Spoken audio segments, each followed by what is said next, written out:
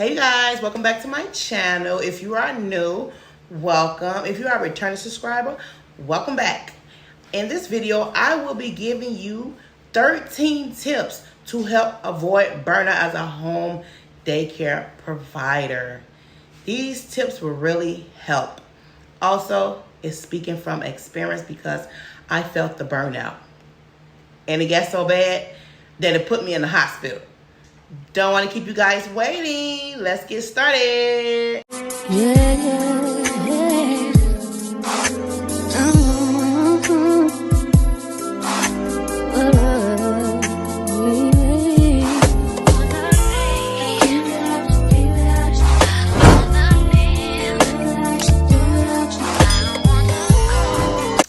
Okay, let's dive right in. I like to just get straight to the point.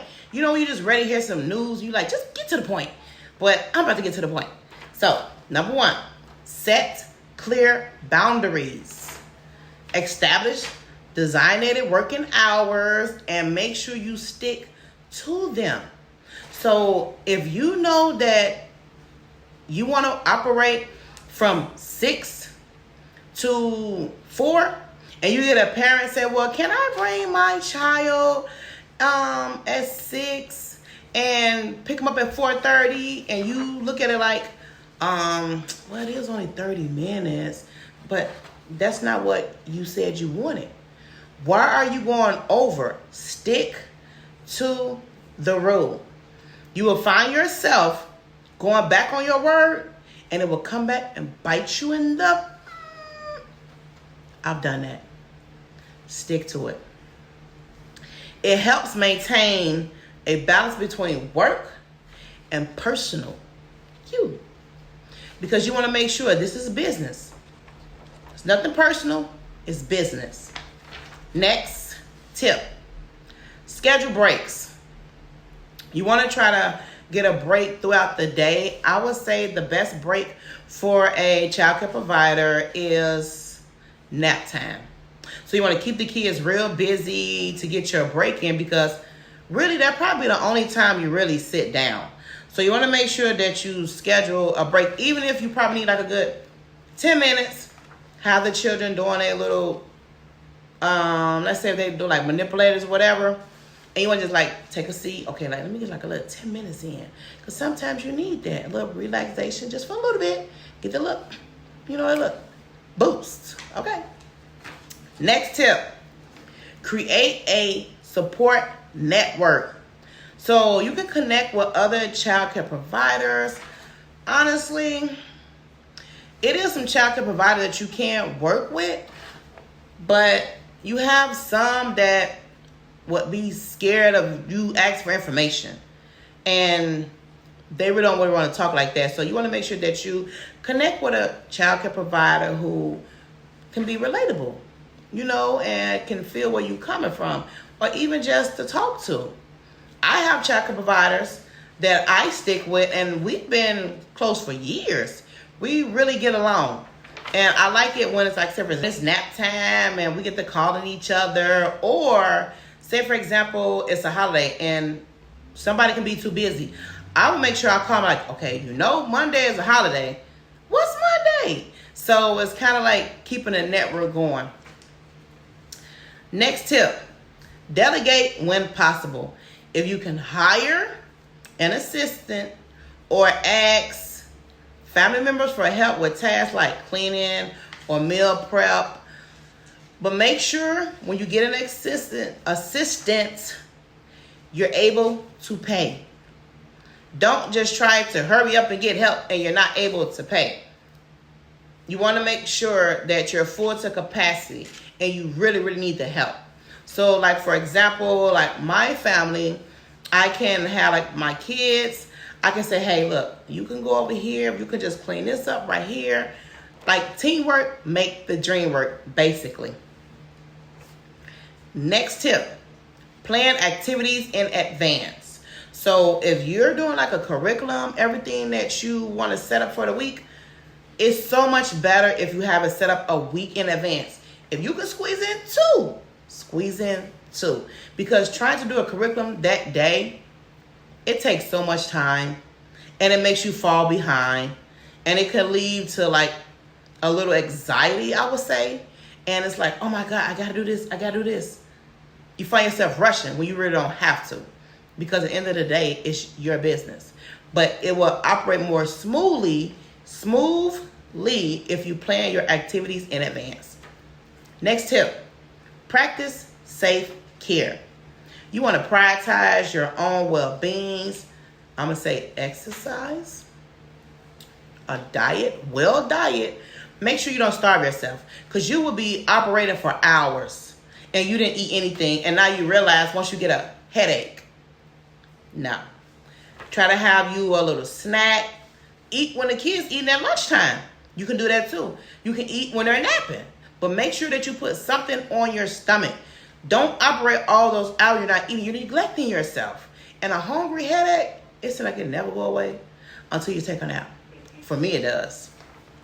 Next tip, keep a consistent routine. Having a structured schedule can reduce chaos, can create more manageable environments. You want to have that routine. Routine really helps a lot. You don't want to have to operate every day and try to figure out what I'm going to do today. What are we going to do? No, have a routine. Stick to it. Organization is the key. I love being organized. Next tip, limit enrollment. Don't take no more children than you can comfortably manage. So even though your license say you can operate 10 kids, can you really operate 10 kids by yourself?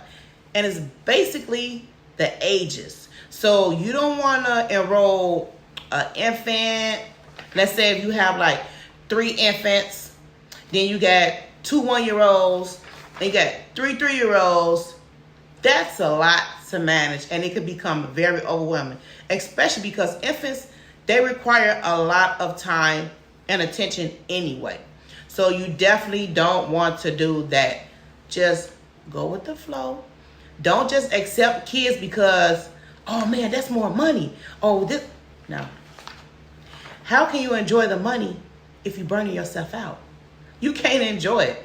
You don't want to end up being sick and put yourself in the hospital at all, because it can get there. I've done that. I did so much. I've operated all day long from 6 a.m. to midnight. I was doing 70 hours a week. I overdid it, just taking them in. And I'm like, oh, I can do it. Oh, my mind say that, but can my body handle that? But I'm not getting no sleep. No. Do what you can manage without burning yourself out. Next tip, take time off. You know, you want to plan vacation, personal days throughout the year. Like I take 4 weeks. 4 weeks of vacation out the year. The best time for me, I would say, is holiday time. You know, Thanksgiving, the schools are closed for a week. You got Christmas, 2 weeks. I take those because I have children, especially when you have children. You want to take advantage and take those days to have time for your own family. It really helps a lot when the schools have days. Some of the days that the schools are closed are open. But other than that, you want to take like some of those extra time off, even to just recuperate, to just reset. I'm telling you, it will help. Next tip, communicate with the parents. You know, you want to keep a communication to avoid any misunderstanding and set expectation up front. The best thing I can say for that is have your handbook and policy. I even have a communication policy in my handbook to let parents know, you know, poor communication, I can't do business with you.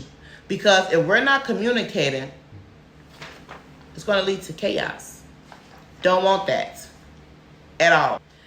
Because, you know, you want to make sure there's no misunderstanding. So communication is everything. You know, whatever signs you need on your door about being closed, put it on your front door. You told them, send it to the email. Like I said, put it on your door. You have everything in there. I does it, but it's like I said, my handbook talks for me. It really helps a lot, and I definitely have a full policy. Next, Focus on what you enjoy. Incorporate activities, doing things that you love. If you like to just go for a movie every now and then, set yourself on the weekend.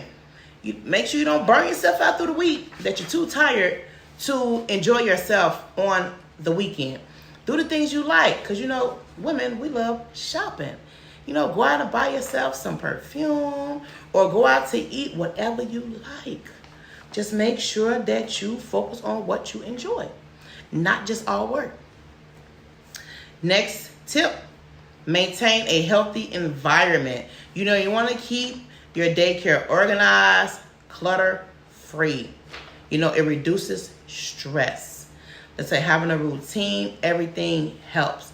You don't want stuff stacked up on everything that you done got so much stuff cluttered, then now you're trying to do it on your weekend to get it all together. No, because now you're still working in your business. Nah. Go along with it every day by setting everything up. Okay, I'm going to take care of this now. Move in the momentum. I'm going to say it again. Move in the momentum.